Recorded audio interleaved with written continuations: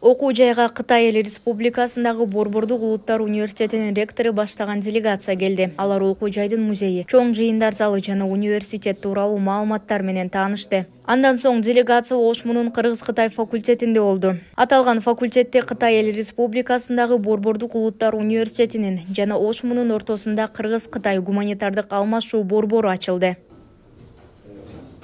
Ошол эки борбор аркылуу биз бул университеттер менен кандай кызматташабыз, көп пландарды түздүк.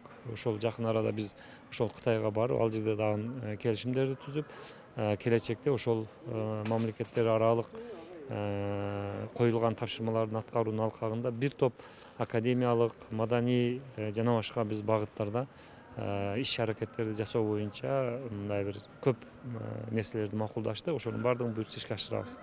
Ачылыш аземде ректорлор эки тараптуу кызматташуу, илимий долбоорлор, студенттер ортосундагы академиялык мобилдүүлүк программасы тууралуу пикир алышып, кош дипломдуулук 3+1 программасы боюнча маселелер талкууланды.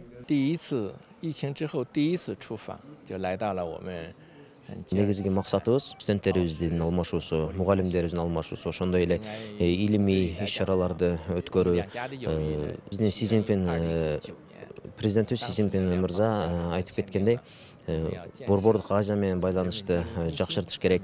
Ошонун негизинде биз жакшы бир идеяларыбыз менен келип отурабыз, проекттерибиз менен келип отурабыз.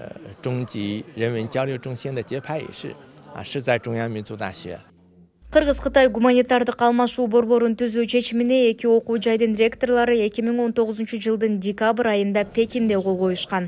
Ош мамлекеттик университети менен Пекиндеги Борбордук Улуттар университетинин ортосунда Кыргыз-Кытай гуманитардык алмашуу борборунун ачылуу аземи 2021 жылдын 14 октябрда онлайн аркылуу өткөн.